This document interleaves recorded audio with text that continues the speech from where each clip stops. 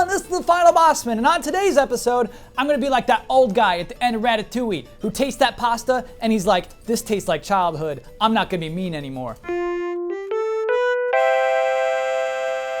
Welcome to the show. I am Kyle Bossman, and let me tell you what's going on this week. Let me let you in on what's happening in the world of Kyle Bossman. I have to write a review. We'll rewind. So you may, as a longtime viewer of this show, remember a few episodes in the past where I would spend the entire episode just listing off a series of bets that I think may or may not happen in the world of video games. That sort of spun off into its own show in which I make the bets against my coworker, Michael Huber. And that gets intense, it gets high stakes. And the reason why I'm talking about that today is because of a series of misguided TGS bets. I'm now responsible for writing a review for GameTrailers.com, a site I respect, and now I have to be a part of that. Cooking Mama 5, Bon Appetit, if you're curious, that is the review I'm writing. And gosh, it's got me thinking about reviews, because on this show, I've made fun of reviews, you know what I mean? Whenever I give a game a score, it's always a goof. I don't really mean that. I think it's absurd to give a game a score. And so, now I have to pay the piper. Now I must become what I once thought was weird. Today's episode, why game reviews are weird. I should state first that I don't walk around the office telling my coworkers that they're weird. Bloodworth, you're weird for doing your job's weird, you weirdo. No, I actually have a lot of respect for the reviews process at GameTrailers.com. In fact, before I worked here, I was actually a Game Trailers fan. I would go to GameTrailers.com and wait for reviews to pop up at the top of the page and just click on it, no matter what game that is. Actually, if it was a game I wanted to buy, I wouldn't watch the review because Game Trailers was always really bad about spoilers. But if it's a game where I don't care what this is, I'll totally watch it. And then I felt like I absorbed it. It's just you sit down, click. All right, give me the story, give me the skinny, give me the lowdown, give me the knick-knack. Give me the rubber ducky. Give me the Carson Daly. Give me the whole orange. And then it's all there. You get it. Okay, I get it. I get this game. And that was the value of those reviews to me. Is not just, hey, should I buy this? It was more just, hey, I want to know what this is. No, I know Kung Fu. It's just like that, you know? I used to, with this old magazine I subscribed to called Electronic Gaming Monthly. In my formative years, I read this magazine. And the reviews here were important to me. And the way that they did it in EGM was just columns, and it'd be one long column for one reviewer, and then 3 other reviewers would get little chunks, and then each of these people would have a score on a scale of 1 to 10. That was it. I learned later that they just ripped that 100% from Famitsu, but I mean, Famitsu still does it, and they did it, and it worked. That was all the review was. And now here I am, having to write 800 words about the merits of Cooking Mama 5 Bon Appetit. Sure. This whole aside before we even started the list does transition well, because hey, that old 10-point scale, I think that's weird. Reason number 1 why game reviews are weird, the 10-point scale is weird. You look at other entertainment media, and they all use stars, books, TV, movies, music, food. Even TVs use stars. If CNET's hey, look at this new plasma TV, 4.5 stars, all stars. Why do video games have a 10-point scale? I mean, I guess it's tradition. I guess we just kept doing that since Famitsu started doing that. But it's bizarre that that's what we associate. And I mean, people still do stars, but largely, video games exist on this 10-point scale. And I think the 10-point scale really became accepted by our society through Olympic sports. You know, I think it's a perfect gymnastics routine, that's a perfect 10. Oh, you did a sloppy long dive, you get a 7.5, and then it's okay, we get that. This is the thing though, with those Olympic sports, there was a system in place. If you did this, you get this many points. If you F that up, you reduce this many points, and then there you go. And of course, that was a little subjective still, and that's why we removed the lowest and the highest. Lowest and highest. This is a funny thing, Final Bossman shooting, I always have to reverse my thoughts. I'm going up, but on my end, it looks like a whole other thing. Anyway,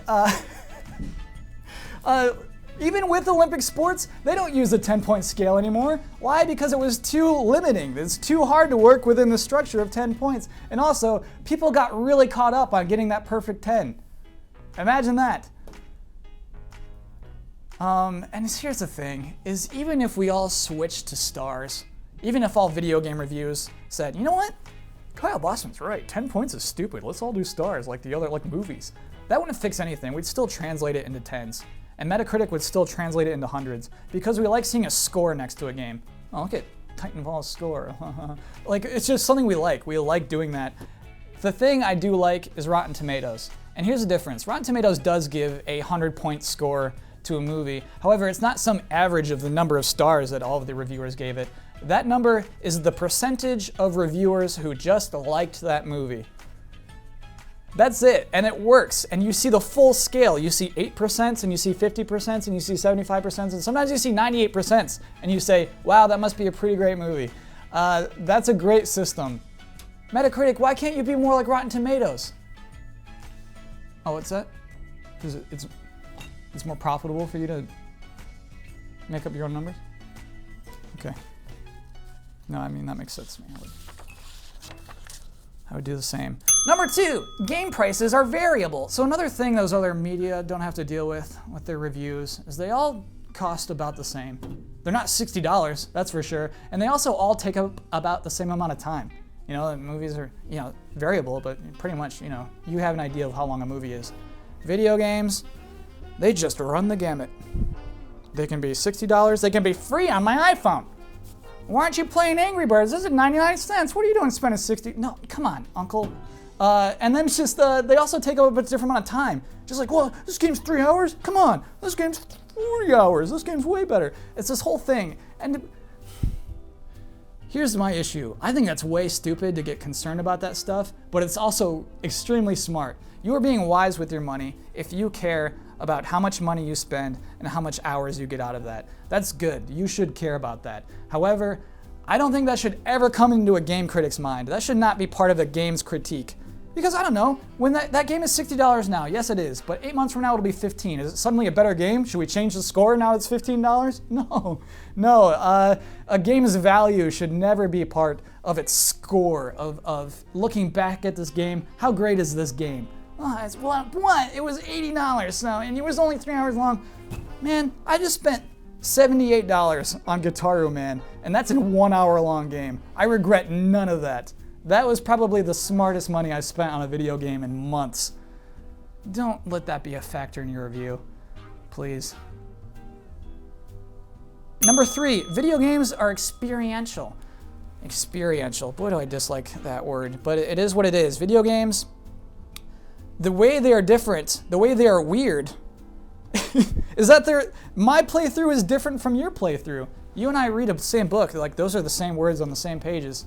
We're listening to the same album. It's not gonna, some words aren't gonna be different. However, we're playing through a game, we're gonna die in different places. I'm gonna find a room you didn't find. You're gonna level up faster than I leveled up. It's gonna be extremely different. I'll give you a weird example. Final Fantasy VII, the end of Final Fantasy VII. I don't feel like I'm spoiling anything here. It's Cloud versus Sephiroth, just the two of them. Everything has led up to this moment. Sephiroth slashes at Cloud. Cloud's limit break fills up, and then one final cathartic Omni Slash just destroys Sephiroth, and then you are victorious, Sephiroth defeated. Except, when I finished Final Fantasy VII, I had the counter materia equipped to Cloud, which means that there is a rare chance that, if attacked, Cloud will hit back. And so what I witnessed was Sephiroth slapping at Cloud, and then Cloud slapped right back. Sephiroth fell over. Congrats, Kyle, you win. But that's just the thing. We can all play games differently, and so to assign it a number, this is the number of what this game is crazy. You think of Towerfall? If you have 3 friends, Towerfall's a 9.5. If you have 0 friends, that's a 2.4. I don't know, should we do that? And if you have 2 friends, it's probably like an 8.9. I have no idea.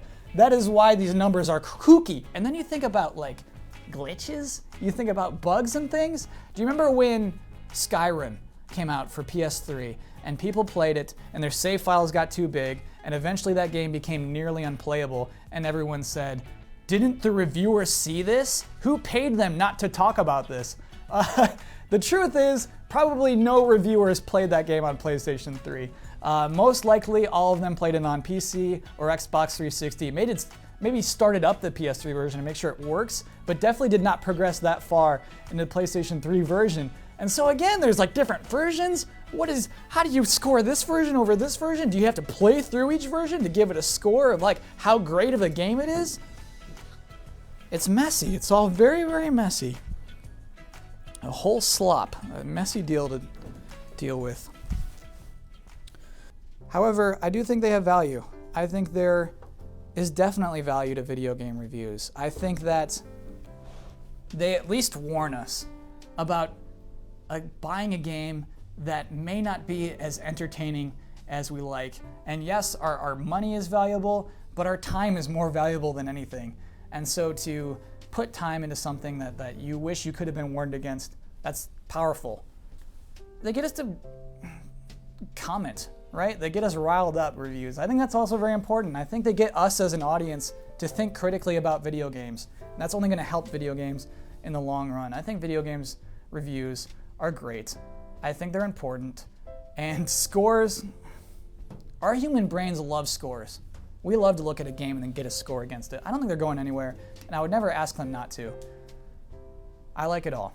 Just not excited to be a part of it. That is the episode for this week. If you would, please give a thumbs up or thumbs down below this video so we can tell with a mathematical accuracy whether this was a good or bad episode. If you're on Twitter, you can find me at Kyle Bossman. I'll be back here next Wednesday. Hope to see you then. Thanks for watching.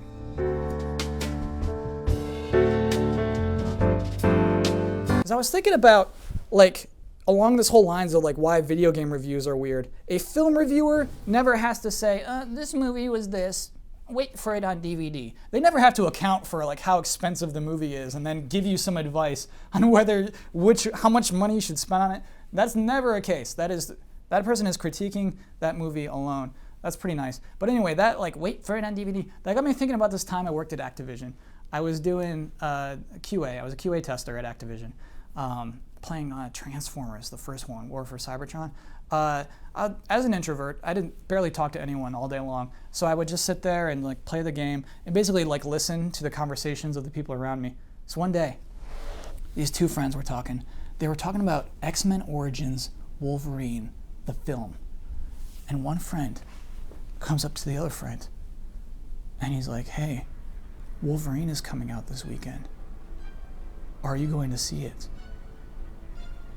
And his friend turns to him and says, "Nah, I'm gonna wait for it to come out on HBO."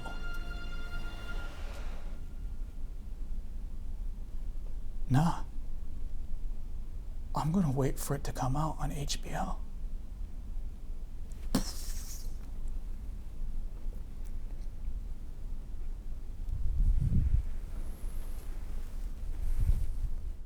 I got a pretty good job.